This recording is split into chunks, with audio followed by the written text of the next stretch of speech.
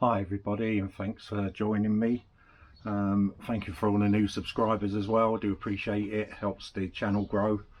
Right, this is my series 2 disc that I've been using, and this is going to form part of the upgrade basically for changing it from, if I turn it around, from cable operated, which is pretty standard, you know, with your normal lever there that pulls it. This is an LI back type one, so I've got a hydraulic conversion to go on there. I'll explain what you need to do to take this apart bit by bit, but that part over there is what's going to go on here. I don't really need to take the wheel off the hub itself, so I'll just be leaving that on, because what we're going to be doing is putting new bearings and oil seals in here. We need to take the speedo drive out of this side.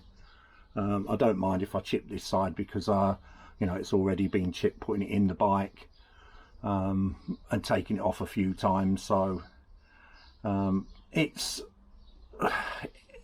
adequate is what I would say.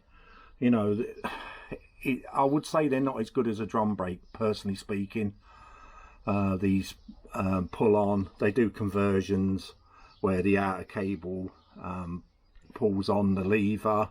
What I've also done as well, when I take the mechanism out, I'll show you what I've done in the past, which is to put slightly bigger ball bearings in here, because what the actuator moves on is ball bearings. A lot of people think it's the cable, but once it's pulled to the maximum position, the piston that pushes on the movable pad, not the static pad, and I'll explain all this, that can't go in any further than the ball bearing size. So when you're lifting on the ball bearing, it pushes in.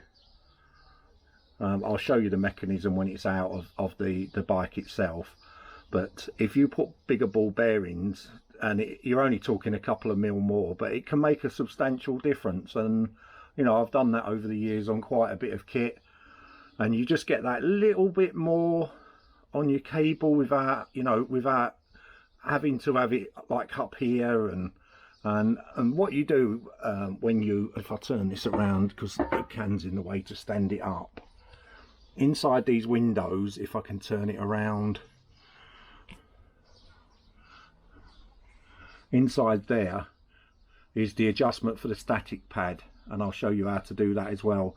You want the static pad basically just to be rubbing. This one's worn in and it's not rubbing so much now, so you need to take out one of the windows, if not all of them. I'll be taking them all out because I want to clean it all up when I rebuild it all. And it should, you know, it should spin quite freely, your wheel. That should turn really nicely. It is just slightly there, but I'll prefer it to be a little bit tighter than that, and it would have been when I first set this this brake up. But so we have to like strip down the speedo drive. The cable part we don't actually need to put in, and if you actually look on the replacement hub, there is no cable.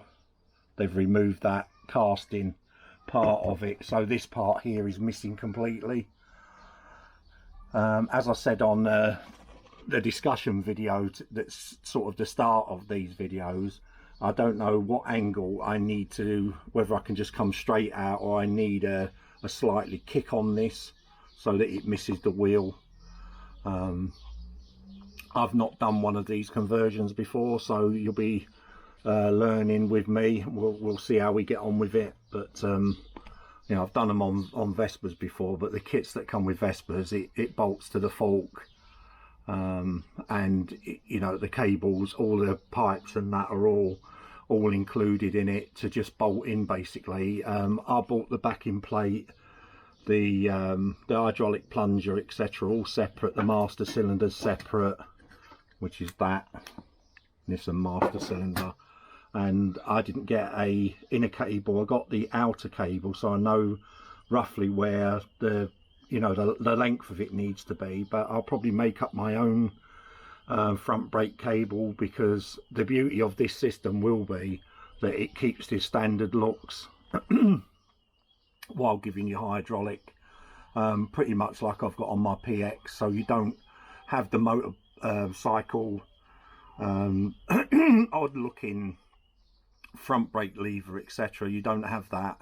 You have the standard looking, there's no holes to drill in the handlebars. So on paper, this conversion, should it work fine, should be probably the best all-round solution, without starting to, you know, strip your whole scooter down and start drilling holes in your handlebars and all the subsequent damage you're doing, you know, to quite rare, you know, original sort of kit. It's okay if you've got a spare set of handlebars, and I don't for a Series 2.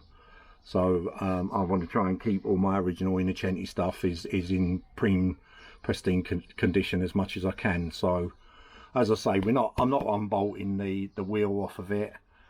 These are actually stainless steel wheels. They're not chrome, they're stainless steel. So they're still shiny after 3 or 4 years of being on the road. Bit mucky. They need a good clean, so I might take them off to clean them up yet. I don't know. You know, there's no rust. It's just, I don't know what it is, like a brown bit on there. You know, it just needs a good clean. Bit of chrome polish probably, and a good clean. So the next video in here will be taking off the speedo drive. We don't need to take these bits off. I need to keep this because I didn't get that, and I need the rod, you know, the axle rod. I need that out of there to reuse that. But that's basically, apart from the disc itself, and if the pads are good, I'll compare them to the ones that I've got, and whichever ones fit better, then I'll use them, and they've got the most meat on them. The later ones are sintered, where the earlier ones can have asbestos in them, so beware when you're doing any old brakes on a scooter. Put on a face mask basically, because I don't want any of my subscribers keeling over and dying when they don't need to.